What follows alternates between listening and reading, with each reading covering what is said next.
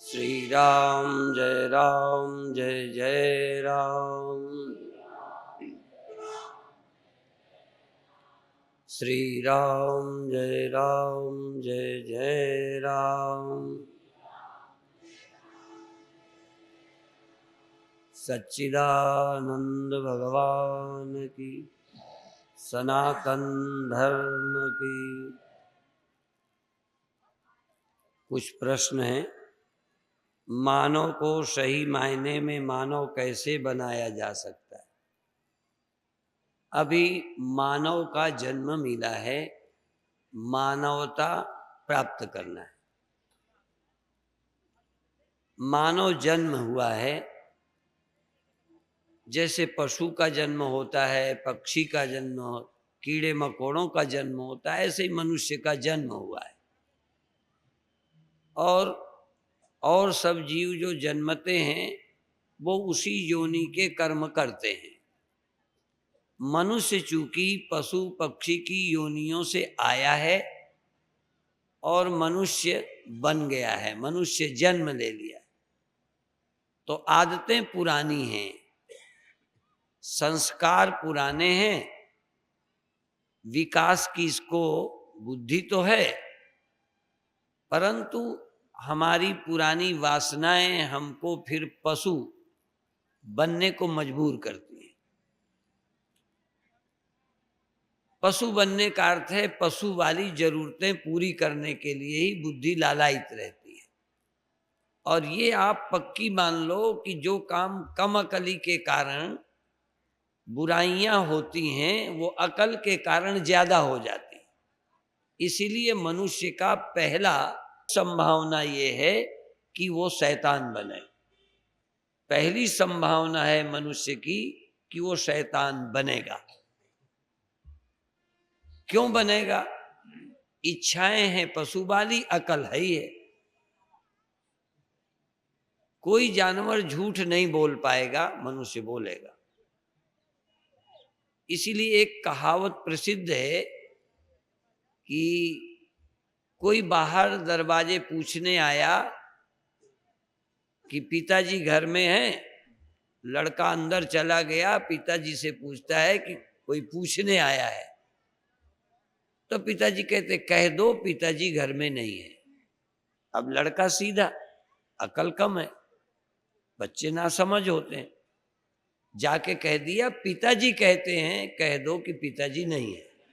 माने झूठ बोलने को अकल चाहिए। कम अकल आदमी झूठ बोल ही नहीं सकता। कम अकल आदमी गलती छिपा नहीं सकता, उसके लिए अकल चाहिए। तो मनुष्य चूंकि बुद्धिमान है इसीलिए चोर है, बुद्धिमान है इसीलिए चरित्रहीन है, बुद्धिमान है इसीलिए ज्यादा लोभी लालची है। क्यों? अपने सुखी रहने के लिए ज्यादा दिमाग लगाता है तो जोड़ना शुरू करता है। अपने जीने के लिए दुश्मन को मार डालता है। अपने लाभ के लिए दूसरे को नीचा गिराता है। तो मनुष्य में बुद्धि होने के कारण, और प्रकृति जानवर वाली, तो यदि आदमी के अंदर बुराई हो और अकल हो तो छोटा बुरा बना ही नहीं सकता। इसीलिए ये भी कहा जाता है जितना बड़ा होता है उतना ही बड़ा ठग, बड़ा बदमाश, बड़ा डकैत, बड़ा हत्यारा होता है। शेर भी है पर शेर अपने पेट के लिए है, वो कोई दुश्मनी नहीं है, अकल नहीं है। अकल होती तो बांधा के एको न बचते। शेर को अकल होती, और सांप को अकल होती तो तुम सांप से डरते, आफत कर देता।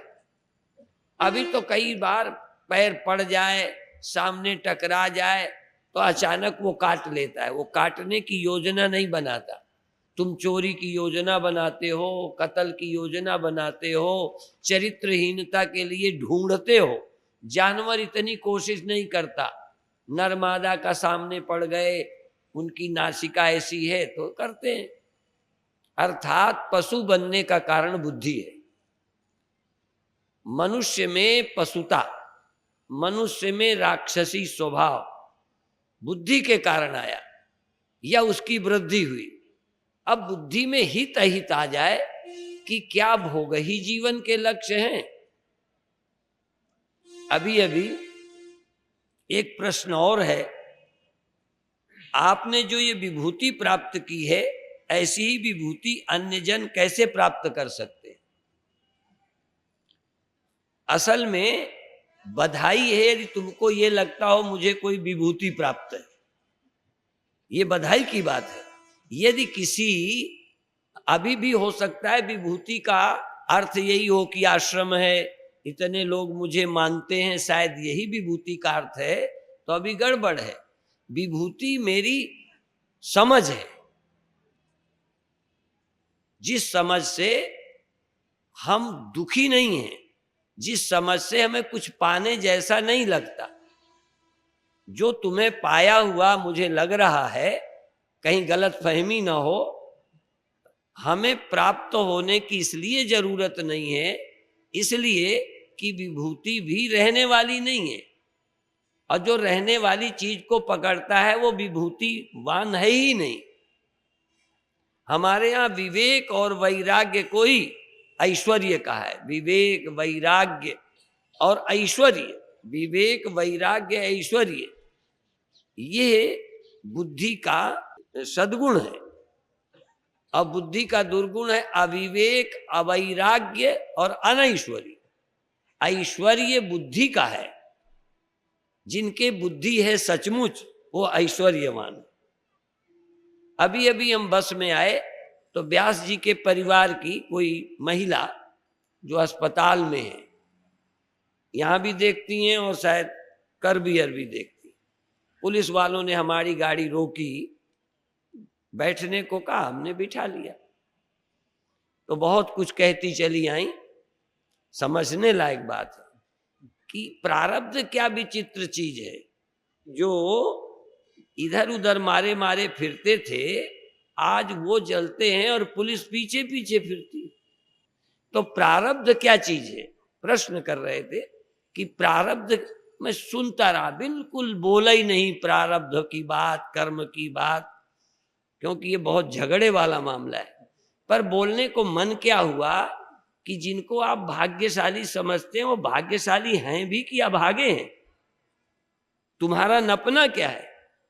किसी करोड़पति को जिसको तुम देख के लार टपकती है ना, उनके यहां हम जाते हैं, उन जैसा दुखी तुम नहीं हो। रोटी हजम नहीं होती, बच्चे कहे में नहीं चलते, चोरी का डर उन्हें है, टैक्स का डर उन्हें है, रात नींद उन्हें नहीं आती, तुम चैन से खा के सोते हो। तुम भाग्यशाली हो कि वो भाग्यशाली? असल में ये जो नेता वेता हैं, इनको थोड़ा पीछे पुलिस चलती है, क्या ये कोई विभूति है? विभूति है भगवान कृष्ण की, जिसके अंदर दीनता ना हो, दैन्य भाव कुछ भी नहीं, कोई अनासक्त है, लोभ लालच नहीं, कोई चिंता भय नहीं, वो है विभूति। चीजों का ढेर लगा है, चिंता के मारे नींद नहीं आती। और आगे देख लेना, जिनके हैं वही ज्यादा दुखी होने वाले। लुटेंगे, पीटेंगे, डांके पड़ेंगे, रास्ते में रिवाल्वर वाले मिलेंगे। कल भी मैंने कहा था किसी नंगे को लुटेरे मिलेंगे क्या? पर उसका लाभ तुम समझते नहीं, तुम भी चूंकि उसी के चट्टे बट्टे हो। तुम्हारी सोच में और उस भाग्यशाली जिसको कहते हो कोई फर्क नहीं है। तुम्हारे मन में जैसे एक अमीर है, तुम गरीब हो, पर गरीब इसीलिए हो क्योंकि उसे अमीर समझते हो। आप हमें अमीर समझते तो तुम गरीब हो ही नहीं। और भी मैं बताऊं, हम पैदल चले, थर्ड क्लास में चले और लटक के, एक बार कोई ने कहा कि आप कैसे आए? हमने कहा थर्ड क्लास में। और कभी कभी हमने कहा चिमगादड़ क्लास में। चिमगादड़ क्लास माने डंडा पकड़ के लटके लटके, हम तो चिमगादड़ क्लास में चले। और एक बार ट्रेन में फर्स्ट क्लास में कोई सेठ जी थे, महात्मा जी, भीड़ के कारण खड़े रहते थे, फिर नीचे उतर के टहलते थे। देखा एक सेठ जी फर्स्ट क्लास में, वो परिचित थे, कहें सेठ जी ठीक हो, पूछा, हाँ ठीक है, जैसे मरे जा रहे हो, फर्स्ट क्लास में। तब संत ने मुस्कुरा कर कहा कि हाँ ठीक है, आप फर्स्ट क्लास में भी ठीक हो, हम तो थर्ड क्लास में भी आनंद में। आनंद पैसे के अधीन नहीं होता, तुम्हारी समझ पर निर्भर। इसीलिए विवेक की कीमत है। जिसके जीवन में विवेक नहीं, पैसा क्या करेगा। लोग कहते थे कि गधे के ऊपर चंदन लाद दे, चंदन सोना लाद दे तो गधे को कोई खुशी होनी, बोझा है। तो जब तक आप पदार्थों की कीमत कर रहे हो और लादे हो, क्या वैल्यू। विवेक की कीमत नहीं, आत्मा की कीमत नहीं, शांति की कीमत जानते नहीं, पर पदार्थों के पीछे लदे फिर रहे हो। और मैं समझता हूं तुम लोग ज्यादा सुखी होते पर लदे रहने के लिए तैयार हो, है तो नहीं लादने को, पर लादने में रुचि है, इसलिए तुम गरीब हो। यदि लादने की रुचि ना हो तो नंगा खुदा से चंगा। आप ध्यान दो, कभी कभी इस समझ को लो। और ये केवल सुन के चले जाओगे तो बात बनेगी नहीं, कभी विचार किया करो कि ये अमीर सुखी है या परिवार वाला सुखी है। और सच बताऊं, मैं व्यास गद्दी से बोलता हूं, यदि हम संत नहीं होते तो आश्रम बनाकर जितना हम दुखी होते उसकी कोई सीमा नहीं, जिसको तुम विभूति कहते हो और जिनको तुम चेला कहते हो ना, जैसे तुम लड़कों से दुखी हो तैसे ही हम चेलों से होते। पर जाना बाहर में जाए, हमें लेना देना क्या है। तुम्हें लेना देना है तो दुखी हो, हमारे चेले चले जाएं क्या करेंगे, हमें ले जाएंगे क्या। जिससे तुम सुखी समझते हो यही मूर्खता है। तुम पुत्रों से सुखी हो जाओगे, पैसे से हो जाओगे, पद मिल जाएगा तो हो जाओगे। मैं मंडलेश्वरी का बड़ा खंडन करता था, ये मिलजुल करके मुझे बना दिया। अब पता नहीं मंडलेश्वर बना दिया कि बेवकूफ बना दिया, बन तो गया, बना दिया। अरे भी पहले ऐसा ही बैठता था, ऐसा ही बैठता हूं, क्या बनाऊं। तो कई जो मेरे समझदार चेला है कहते काय चक्कर में पड़ गए। तो इतना तो मैंने कह दिया था, बनाओ चाहे कुछ, पर आसन लेके मैं चल नहीं सकता। जैसा मैं तब रहता था वैसा ही रहता हूं, तुम्हारा गुजारा हो तो बना लो। अभी भी एक कार से काम चलता हो तो दूसरी ले चलने का मन नहीं होता। यद्यपि मैं देखता हूं कि ज्यादा कारों का एक मजा होता है, समझ में तो अकल तो जानती है, क्योंकि दुनिया में ज्यादा कारों से चलने का मजा है। पीछे पुलिस हो ना, उसका भी एक आनंद होता है कि स्वामी जी आए और रिवॉल्वर पीछे दौड़े फिर रहे थे। मजा तो है, लेकिन ये मजा कम अकली का ही है। अभी हम यूं थैला उठा के चल देते हैं, कोई मारने का खतरा नहीं, मार भले डाले कोई, तैयार हैं हम, लेकिन खतरा हमें लगता नहीं कि कोई हमें मारेगा। फिर भी कोई मूर्ख हो मार ही दे तो मार दे। अभी हम मारने लायक कोई समझते नहीं, मारे कोई जब हम कुछ लिए फिरते हो, मारे किसी से हमारी दुश्मनी हो। हम बोलते सब कुछ अड़वा कड़वा है, पर हमारा दुश्मन कोई नहीं है और ना दुश्मनी से बोलते हैं। तो वैभव क्या है, विभूति क्या है जो हमारे पास है। हमारे समझ में हमारा विवेक, हमारी समझ में हमारी निष्ठा, हमारी समझ में दौलत और आश्रम नहीं,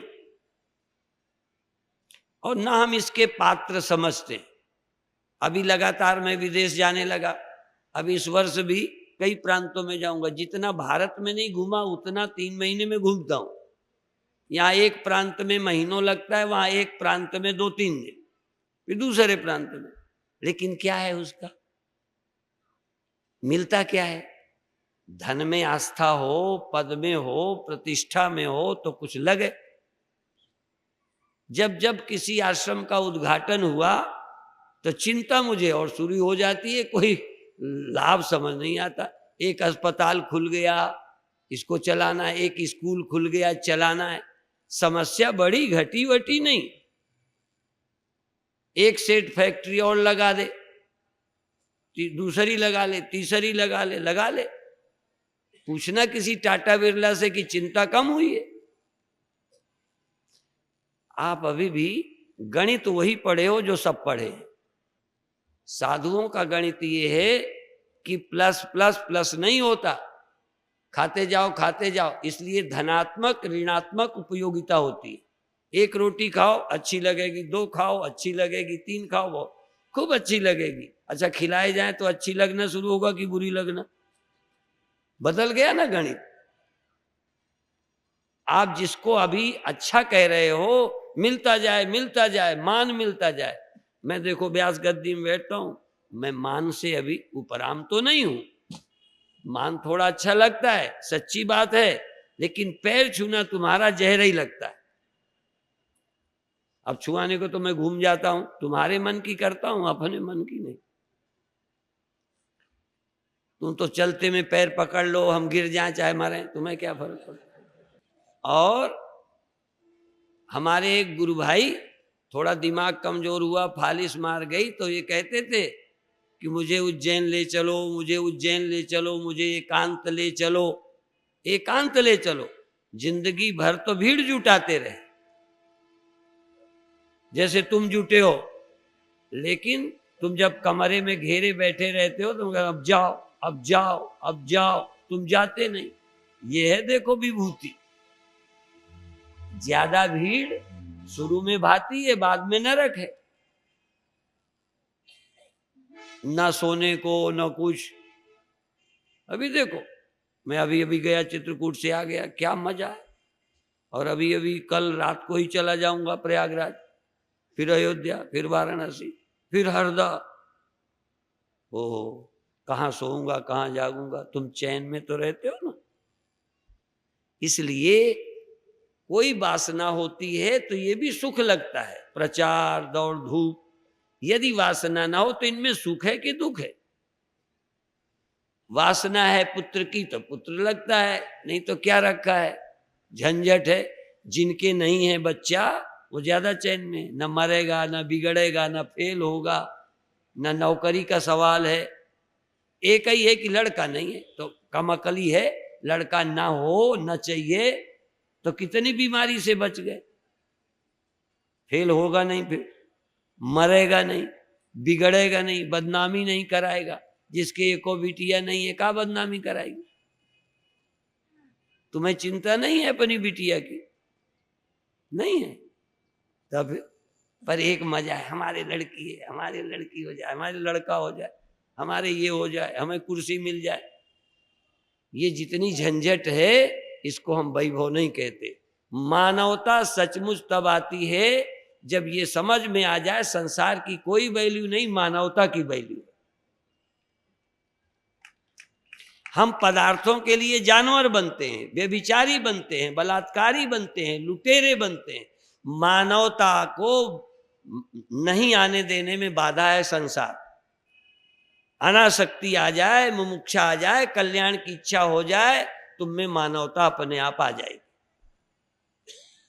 दूसरा, आपके द्वारा प्रेरित योग विधि से जनमानस को क्या क्या उपलब्धियां प्राप्त हो सकती हैं?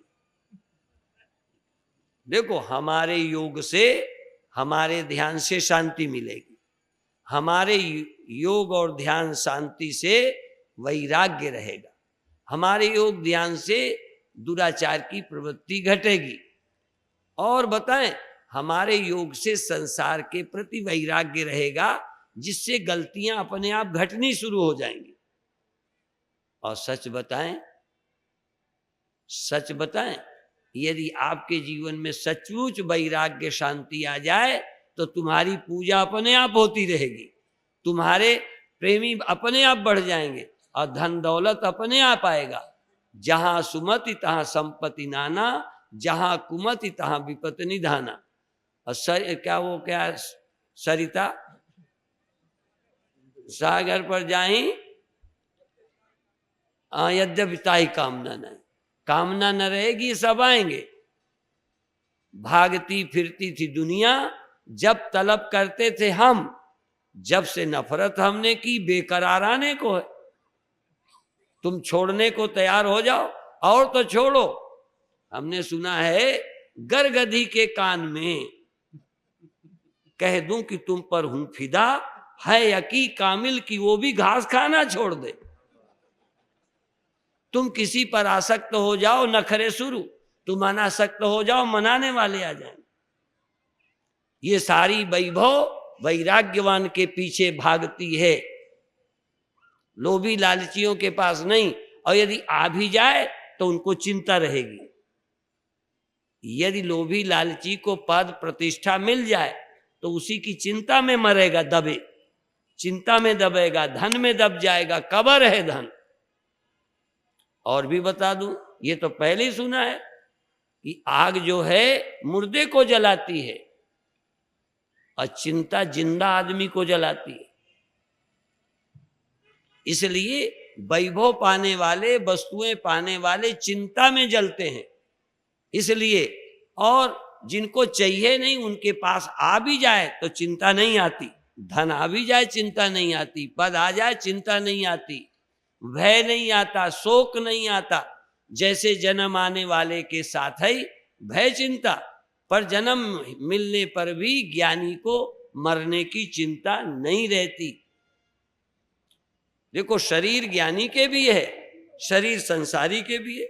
संसारी को शरीर भय देता है, चिंता देता है, परिवार चिंता देता है, ज्ञानी को नहीं देता, भगवान को नहीं देता। नहीं तो भगवान भागे, जाने क्या क्या हुआ, और भीलन लूटी गोपियां, वही अर्जुन वही बाण। समय पुरुष बली नहीं होता है, समय हो तो बलवान। ये सब चलता है, लेकिन समय बलवान, धन बलवान, पद बलवान, सब सही, लेकिन आत्मनिष्ठा के सामने सब निर्बल है, उसका कुछ नहीं बिगाड़ते। और जिसका धन बिगाड़ दे, जिसका पद बिगाड़ दे, चिंता ला दे, परिवार बिगाड़ के चिंता ला दे, तो क्या मिला? क्या चिंता पाने के लिए परिवार किया था? ये कई लोग शादियां करते हैं, खुशी से करते हैं, क्या खुशी से आते हैं, फिर तलाक करते हैं, जला के मारते हैं। तो देखो, भाग्यशाली हैं जिनका ब्याह हुआ, भाग्यशाली हैं जिनका ब्याह हुआ, चलो उनको विभूतिवान है, शादी हो गई, फिर तलाक काहे का, फिर जलाना काहे का, घर में नरक काहे का, मरम्मत काहे की, पिटाई काहे की, जहर खाने की नौबत, पटरी में कटने की नौबत, और 6-6 महीने बोलचाल नहीं। ये सब क्या है? तो ये बिना विवेक के ऐश्वर्य भी अनैश्वर्य ही है, कोई विभूति नहीं। इसलिए हम लोग कहते हैं समझदार विवेकी आदमी नरक चला जाए तो वहां स्वर्ग है, और ना समझ स्वर्ग चला जाए तो वहां नरक है। इसलिए स्वर्ग और नरक कहीं नहीं रहता, हमारी अकल पर रहता है। इसलिए आप अपनी अकल को ठीक करो, यही योग से प्राप्त होता है। पर इरादा सच्चा हो तो योग सफल होगा, इरादा सच्चा ना हो तो योग क्या करेगा? थोड़ी देर आंख बंद कर लो। इरादा हो मानव बनने का, इरादा हो इस सच्चाई को समझने पाने का, तो गुरु मदद करेगा, शास्त्र मदद करेंगे, ध्यान योग मदद करेगा, और सब कुछ मिल जाएगा। सब कुछ क्यों मिल जाएगा? सब कुछ पाते हैं शांति के लिए, आनंद के लिए। जिसको शांति और आनंद मिल गया, सब मिल गया। नहीं मिला वो भी मिल गया, जो मिल गया वो भी मिल गया। इसलिए आत्म काम पूर्ण काम, दो शब्द हैं। आत्म काम को ही पूर्ण काम कहते हैं, और अकाम को ही पूर्ण काम कहते हैं। यदि अकामा पूर्ण कामा, आत्म कामा, जो अपने अलावा कुछ चाहते ही नहीं, वो पूर्ण काम है, वो आत्मा राम है। इसलिए देर लग सकती है, अंधेर नहीं लगेगी। और तुम्हारी तरह हाथ पैर आंख हमारे, भूख प्यास हमारी, भाई मेरी तरह तुम्हें कैसे मिलेगा? मेरी तरह तुम्हें लगन हो जाए बस। जो मुझे मिला मुझसे सवाया मिलेगा। यहाँ एक ऐसे ही था ना, एक ने तप किया, वरदान मांगा, भगवान खुश हो गए, कहने लगे तू मांग ले। उन्होंने सोचा आज मांगू कल जरूरत पड़ेगी, कल मांगू परसों, तो मांगू नहीं, मांगने का तरीका। उन्होंने कहा अच्छा जब मैं कुछ मांगू तब मुझे मिल जाए और मुझसे दूना पड़ोसी को मिल जाए। मांग लिया।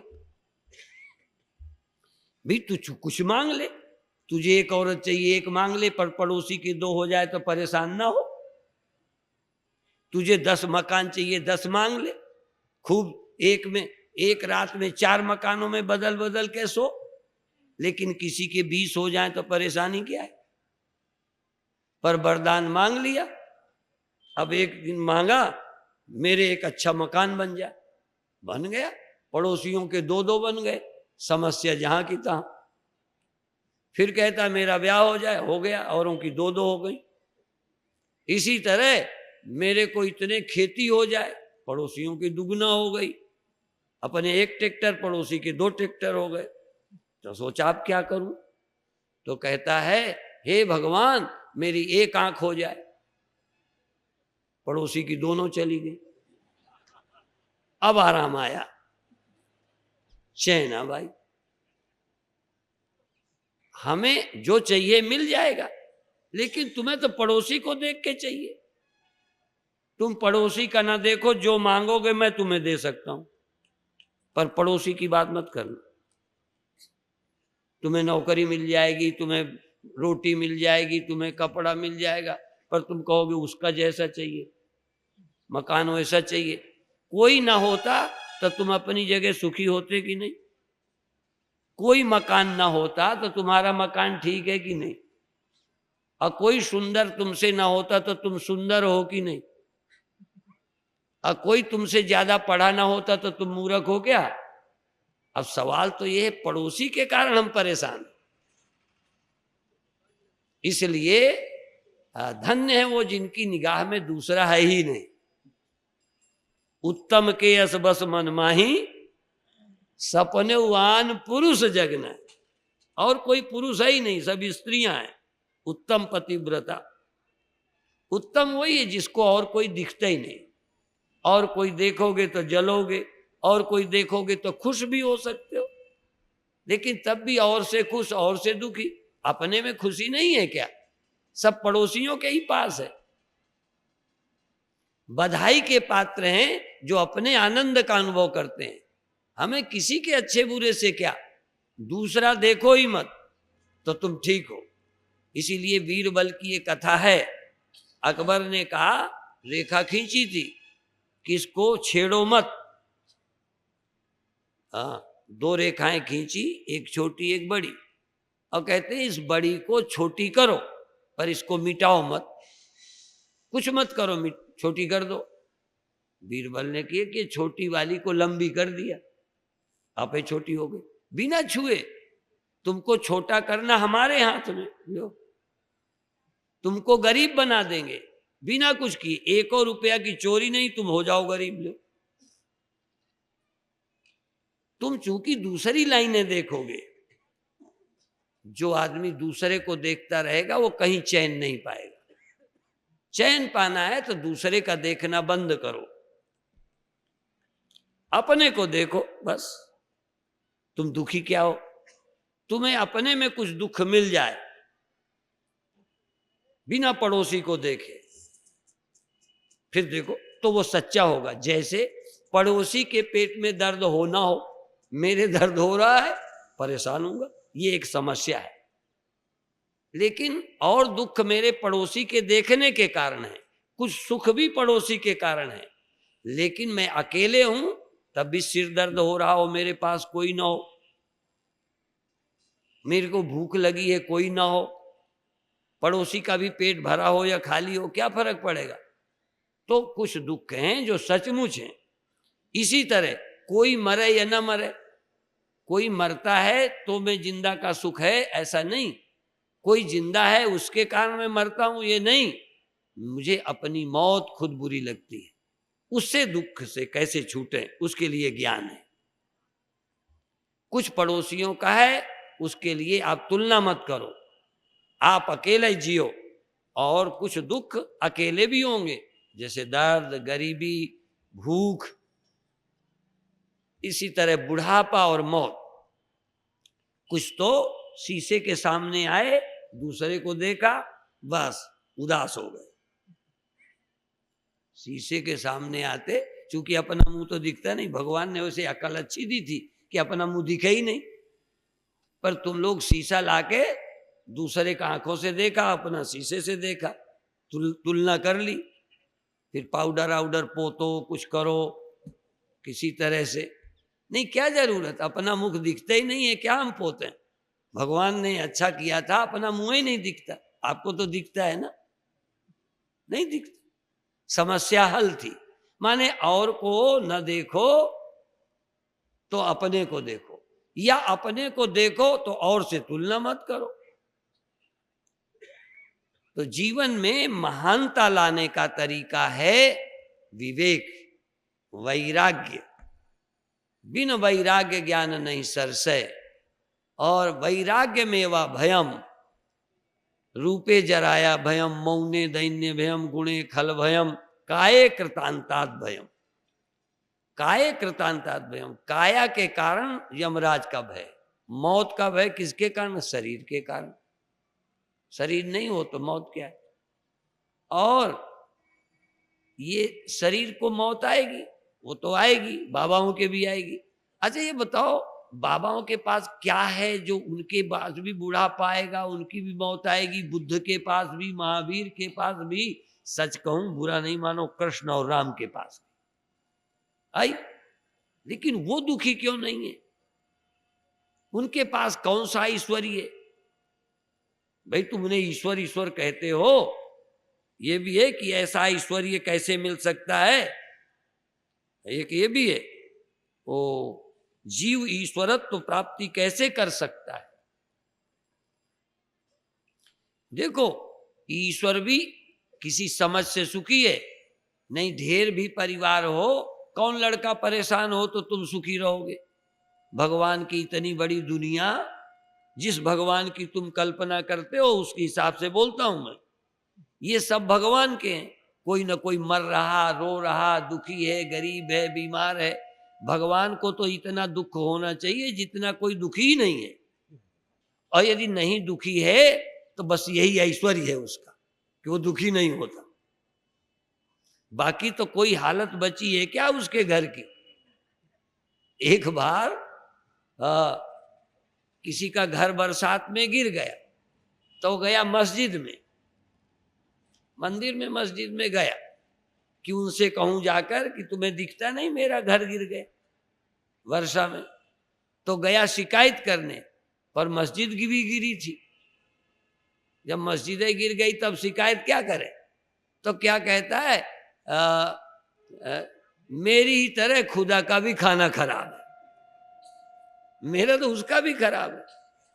यदि ईश्वर भी ना समझ होता तो जैसे तुम दुखी होते ऐसे ही वो दुखी होता।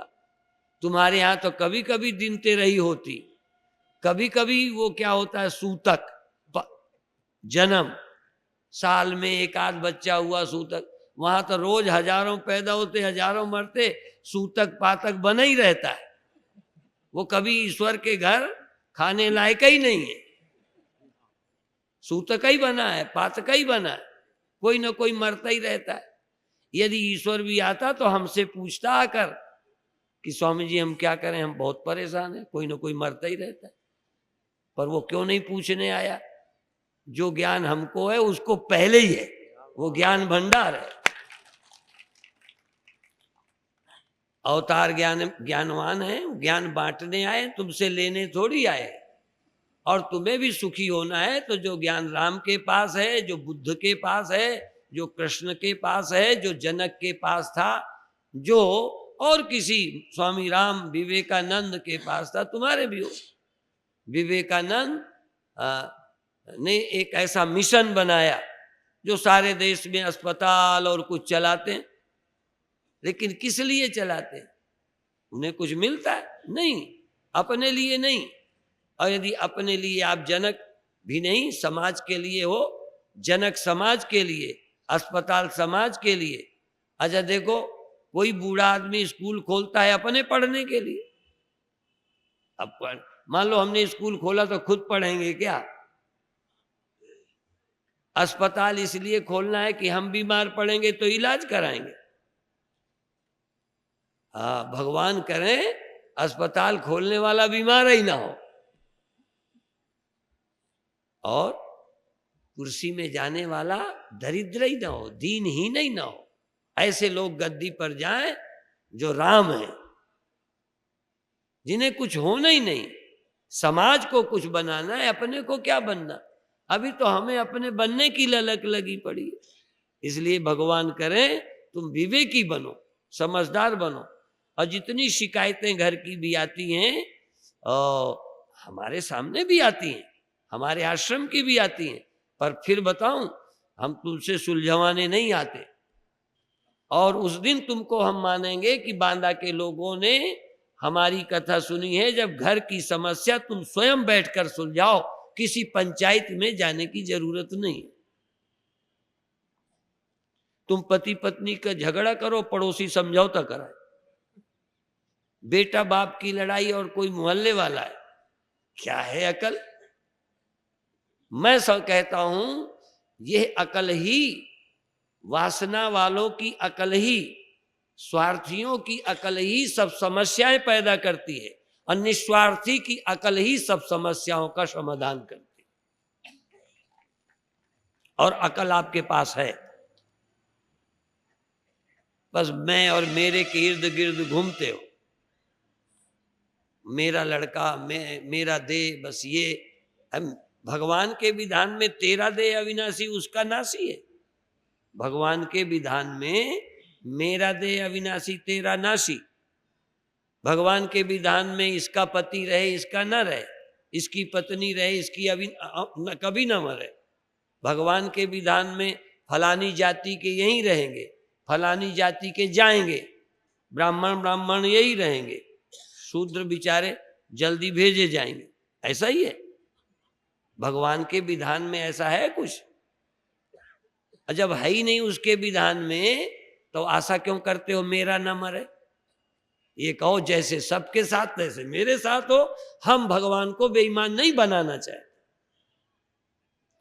भगवान को बेईमान बनाने वाले भी तुम, वो तो बना नहीं है, ये उसकी महानता है, नहीं तुम उसके भी बेईमान बनाने वाले थे।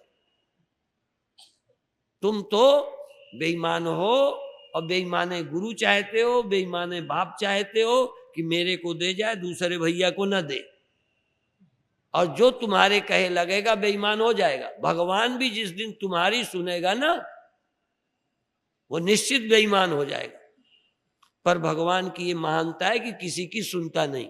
लोग तो कहते हैं राम राम रटते रहो, जब लग घट में प्राण, कबहू के दीन दयाल की भनक पड़ेगी कान। तो हमने कहा चिल्लाते रहो, उसके कान में भनक अनक नहीं पड़नी। ऐसी भनक पड़ती तो अभी तक जाने क्या करता। उसकी भनक नहीं, बल्कि हे भगवान, हम प्रार्थना करते हैं कि उसकी बात की कभी भनक तुम्हारे कान में पड़ जाए, ये बहुत अच्छी बात है, तुम उसकी बात सुन सको। भगवान ने गीता में सुनाया, संतों ने रामायण ग्रंथ लिखकर, ऋषियों ने उपनिषद देकर सुनाया, पर तुमने उनकी एक नहीं सुनी, अपनी सुनाई। यहां भी आते हो अपनी लिस्ट लेके आते हो, हमारी सुनने थोड़ी आते हो। वह जिज्ञासु है, वह गुरु बनाए जिसको हमारी सुनना हो। नहीं समझ में आए? पर तुम तो इसलिए हमसे गुरु मंत्र लेते हो कि कल से लिस्ट सुनाएंगे तो आप ही सुनेंगे, चेला न बनेंगे तो वो नहीं सुनेंगे। तुम चेला बनते हो कि जो बना लेंगे गुरु तो ये हमारी सुनेंगे। ऐसे तो जब तक चेला न बनेंगे सुनेंगे नहीं। पर हम बता दें, तुम्हें हमारी सुनना हो तो चेला बनना, अपनी सुनाना मत। और यदि हमारी सुन लोगे ना, तो सुनाने को तुम्हारे पास कुछ रहेगा ही नहीं, और तुम अपनी सुनाते रहो तो भगवान पूरी पूरी करके तुम्हारी शिकायतें करेंगे, फिर भी तुम शिकायत से रहित नहीं हो सकते। बाकी यदि हम भी तुम्हारी तरह अकल से सोचें तो लो हमने घर छोड़ा, गुरुओं के पीछे बर्बाद हो गए, बुढ़ापा ने हमें नहीं छोड़ा, नहीं। तो हम देखो इतने नासमझ नहीं थे कि इसको बचाने के लिए चेला बने थे। और यदि हम अस्पताल में भर्ती हो, गुरुजी आवे, तो क्या करें कि हम इतने बड़े सिद्ध महात्मा, फिर भी हम पड़े हैं अस्पताल में, जाने के दिन आ गए, आप कुछ नहीं कर पाए। तो हम दूसरी तरफ कहेंगे भगवान क्या करेगा? जब तुम मरते होगे तो भगवान क्या करेगा? भगवान मरने से इस परिवर्तन के बचाने के लिए नहीं है, ये माया का है। भगवान ने एक बात कही है, मामे वे प्रपद्यन्ते माया में ताम तरंती ते। कहा जो मेरी शरण आ जाएंगे, सत्य की शरण, सत्य की, वो सृष्टि से पार हो जाएंगे। तुम भगवान की शरण नहीं जाते, इन खिलौनों में उलझे रहते हो। जो एक है, सदा है, सर्वत्र है, उस एक की शरण जाओ, इस माया को पार कर जाओ। हम भी यदि उसकी शरण न जाएं, उसकी याद न करें, उसको न समझें, तो हम इस गद्दी से बोलते हैं हमारा भी कुछ बन नहीं सकता। और तुम भी कितना भगवान को मना लो, भगवान को तुम मना लो, तुम्हारा कुछ नहीं बनेगा। हाँ, भगवान से तुम मान जाओ, उस सत्य का सुमिरन तुम करो, वो तुम्हारी याद करे न करे, उनकी याद यही है तुम्हारी कि गुरु मिला देते हैं। संत विशुद्ध मिले पुनिते ही, राम कृपा कर चितमें जे ही। भगवान जिस पर कृपा करते हैं संत को मिला देते हैं। संत को मिलाएंगे, वो सत्य को मिलाएंगे, सत्य की याद दिलाएंगे, सत्य की याद दिलाएंगे, सब समस्याएं समाप्त। तुम सोचते हो कोई चौथे आसमान में खुदा रहता है? चौथे आसमान में रहता है जो बुढ़ापा दूर करता है, मरने से बचाता है, रोग दोष ठीक करता है, लड़के को आशीर्वाद देता है, पति को हमेशा रखेगा। तुम लोग हमेशा सिद्ध और सर्वशक्तिमान की भाषा में सोचते हो। हम लोग कहते हैं सिद्ध छोड़ो, भगवान भी सर्वशक्तिमान नहीं है कि तुमको इनसे बचाए। यदि उसको भी बचाना होगा तो वो भी ज्ञान देकर ही तुमको मुक्त कर सकता है, और कोई उपाय नहीं। नहीं तो एक नमूना कोई बताए कि सर्वशक्तिमान भगवान ने किसका क्या किया। फिर लोग कहते हैं अरे वो बिल्ली के बच्चों को आवा में बचाया था। मैंने कहा अब कहां गया? आवा से बचाया, बिना आवा के खाया। कहां चला गया बिल्ली का बच्चा? ऐसे ही मीरा को जहर खाने से बचा लिया था। अरे जहर से बचा लिया, सांप से बचा लिया, अब कहां है मीरा? अब मीरा कहां है? हमको भी एक्सीडेंट से बचा दिया, एक बार हुआ था, बच गए, गुरुजी ने बचा लिया। अरे भाई तुम कहोगे ईश्वर ने बचा लिया, हमारे ये महात्मा ईश्वर को नहीं मानते, कहने कि गुरु की कृपा से बच गए। अरे किसी की कृपा से बच गए, चलो मान लिया, किसी की कृपा से, सिद्ध बाबा की कृपा से, साईं बाबा की कृपा से, फलान अनेक गुरु हैं, कोई ना कोई किसी की कृपा से बचा। अरे उसकी कृपा इतनी अधूरी कि आज बचाए कल मारे। हम एक्सीडेंट से बच गए, अब बचे रहेंगे। अब मुझे क्या, अब हम पर कृपा की है क्या? कृपा की है तो अधूरी क्यों की? मरने की समस्या ही हल कर दे भाई। कल नहीं मरे, एक्सीडेंट से नहीं मरे, कहीं आश्रम में मरेंगे। मरने की बात तो रही। यदि नहीं मरेंगे, दो ही बात है, यदि नहीं मरेंगे तो मुझे बताओ क्यों? माने न हन्यते हन्यमाने शरीरे। अंत में यही होगा कि शरीर के मारे जाने पर भी हम नहीं मरते। बस यह समझ ही, उद्धरेद आत्मानम आत्मना आत्मानम नात्मानम औषादेत बुद्धिर व्यतितरिष्यति। बुद्धि होगी तो पार चले जाओगे, समझ होगी तो पार जाओगे। तो जो समझ तुम्हें बेईमान बनाती है, जो समझ तुम्हें लोभी लालची बनाती है, सुख मिल जाए, जीवन मिल जाए, तुमने सांप मार डाले कि मरे ना, तुमने दुश्मन मार डाले कि मरे ना, तो बिना सांप के, बिना दुश्मन के तुम्हारा काल जो दुश्मन है वो तुम्हें मारेगा, वो नहीं छोड़ेगा। काल उसी को छोड़ेगा जो अकाल पुरुष को, काल उसी को छोड़ेगा जो महाकालेश्वर का भजन करेगा, काल उसे छोड़ेगा जो कालातीत का स्मरण करेगा। इस काल की गाल से वही बचेगा जिसका काल नहीं होता, या जहां काल नहीं होता। हाँ, बियॉन्ड स्पेस, बियॉन्ड टाइम, जो देश से परे और काल से परे है, उसी को हम सत्य नारायण कहते हैं। जो सत्य का सुमिरन करेगा वो देह भाव बंधन मृत्यु से छूट जाएगा। इसलिए सुमिरो, सुमिर सुमिर सुख पाओ, सुमिरो और सुखी पा जाओ। क्या सुमिरो? कितने बार राम राम सुमिर लिया, राम को नहीं, राम को कहां सुमिरा, राम राम राम राम कह लिया। कबीर ने कहा यदि दिया की बातों से अंधेरा चला जाता तो दिया दिया दिया दिया करो। दिया है कहां तुम्हारे पास? दिया की बातें अंधेरा नहीं हटाती, दिया अंधेरा हटाता है। राम दुख हटाते हैं, पर राम कहां है बताओ? ब्रह्म दुख हटाता है, ब्रह्म कहां है? सत्यनारायण के सुमिरन से दुख जाता है। अब सत्यनारायण सत्यनारायण कहो, सत्यनारायण सत्यनारायण, कोई तोते वाला मामला है, टेप रिकॉर्डर वाला? सत्य का स्मरण करो, दुख चले जाएंगे, चिंता चली जाएगी। क्या मानवता के लिए किसी भी प्रकार का संस्कार बाधक हो सकता है?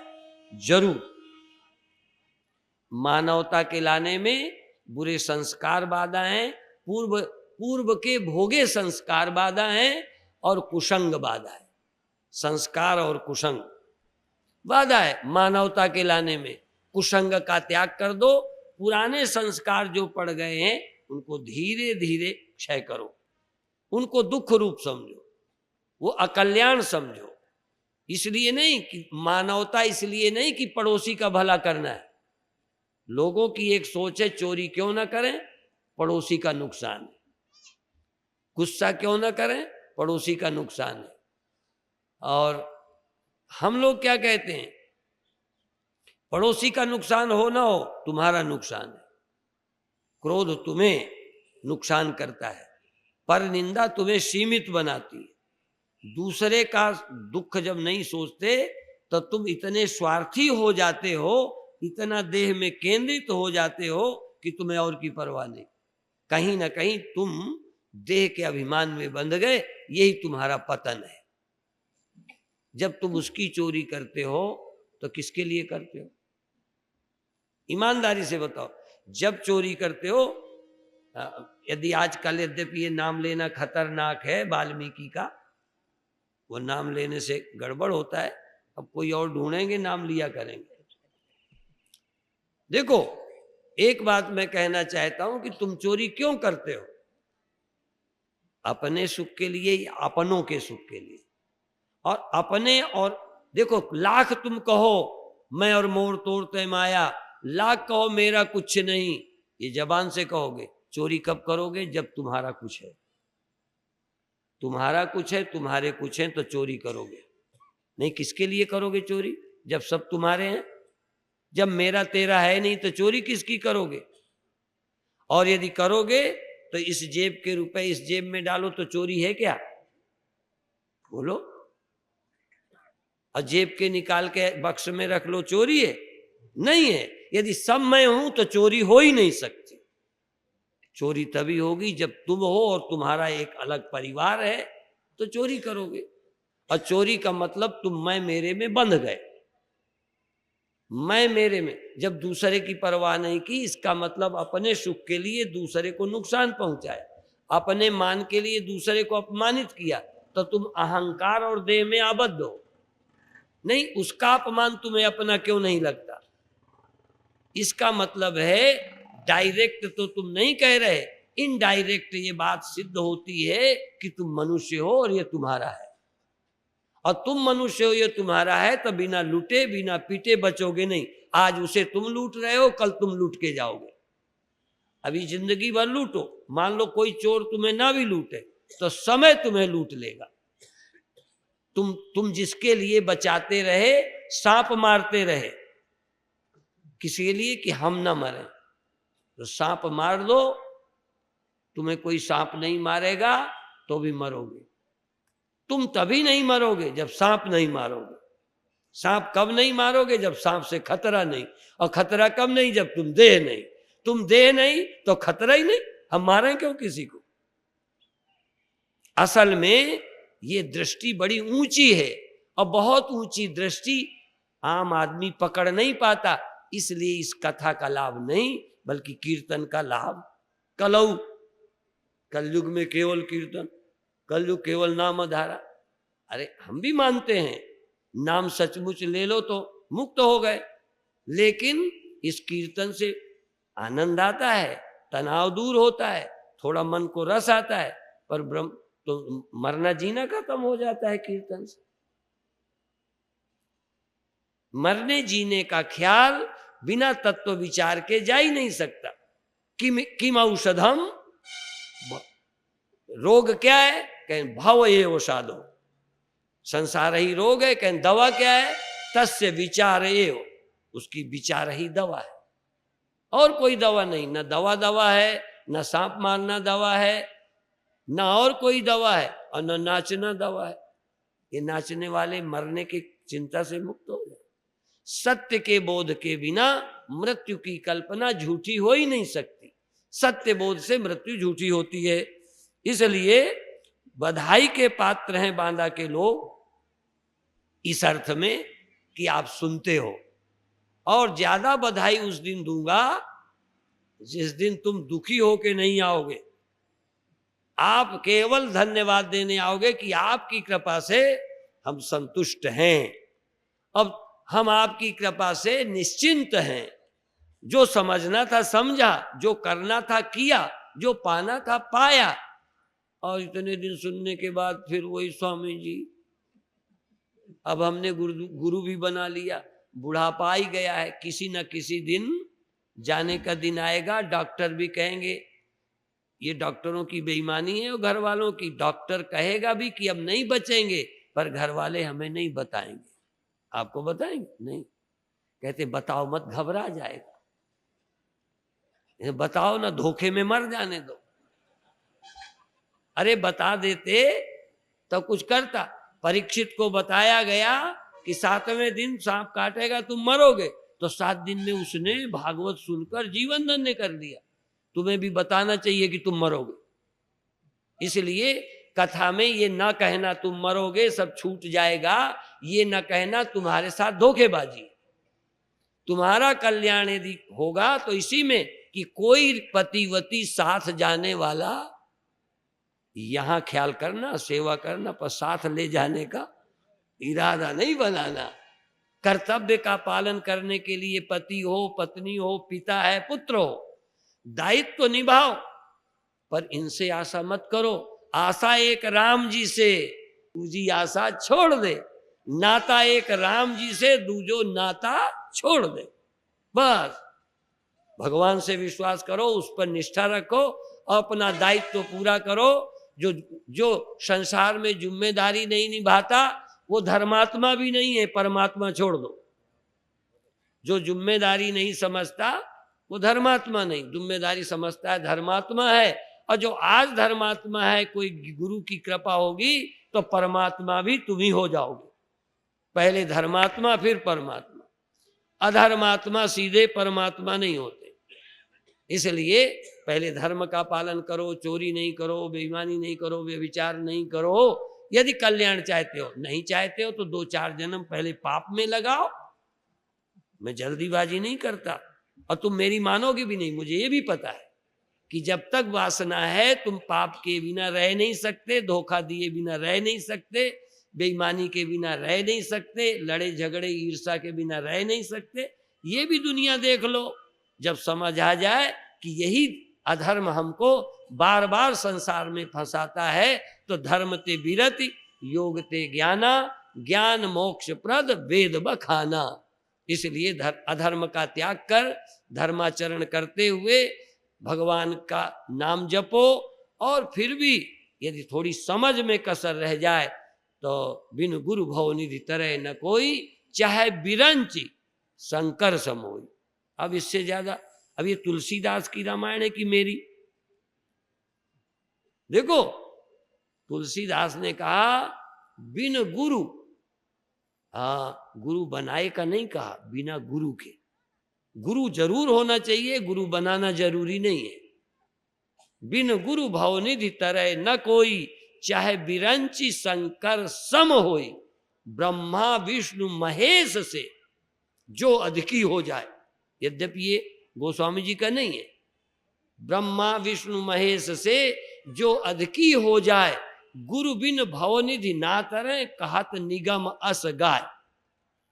वेद ये कहते हैं बिना गुरु के नहीं तरेगा। अब ये तो वेद का लगा दिया, ये वेद में कहाँ है? बिन गुरु भवनिधि ना तरे, कहत निगम अस गाय। वेद ने ऐसा कहा, निगम ने कहा कि बिना गुरु के नहीं तरते। कोई कहेगा कहाँ है वेद में? तो मैं सुनाता हूं। परीक्ष लोकान कर्मचितान ब्राह्मणों निर्वेद मायान, नास्ते अकृता कृतेन तद विज्ञानार्थम सगुरुमेवा विगच्छेत। समित पाणी श्रोत्रियम ब्रह्मनिष्ठम। श्रोत्रिय ब्रह्मनिष्ठ गुरु के पास जाए, इस सत्य के जानने के लिए। मंत्र लेने न जाए, मंत्र लेवे पंडित जी से, मंत्र लेवे आम लोगों से, ज्ञानी के पास मंत्र लेने नहीं जाए। ज्ञान ब्रह्म के जानने के लिए आए कि आप हमें बताओ। तो जब जानने आते नहीं, अभी देखो इतने दिन सुनने आए, तुम ज्यादा भाग्यशाली हो। अब कल कोई मंत्र लेने आएंगे, अरे तो पंडितों का काम है, मंत्र दे दो, धर्म में लगा दे। अब क्या करें, पंडित नहीं, अब पंडित मंत्र दे देंगे तो तुम, हमारे गुरुजी कहते हैं कन फुक्का कन फुक्का, फिर ये कहते थे कन थुक्का कन थुक्का। कान में थूक देंगे तो फिर किसी गुरु की आवाज तुम्हारे कान तक जाएगी ही नहीं, वो ढट्ठी पड़ जाएगी। इसलिए फिर मजबूर होके कि किसी कन थुक्का के चक्कर में न पड़ जाओ, तो दे देते हैं कि चलो मंत्र। यद्यपि मंत्र लेके तुम सुनते नहीं हो, हमें ये भी मालूम है। मंत्र लेने के बाद सोचते क्या हो कि अब तो आप ही ठेका उनका हो गया, अब जाएं चाहे न जाएं, सीधा परम धाम पहुंच जाएंगे। और परम धाम मरने के बाद मिलता है पुण्यों से, वो भी मिलता होगा, सालों के सामीप्य सायुज्य। लेकिन कैवल्य तो गुरु के वचनों से ही मिलता है, और जीते जी मिलता है, मरने के बाद नहीं मिलता। और आप चाहो तो इस सत्य को समझो।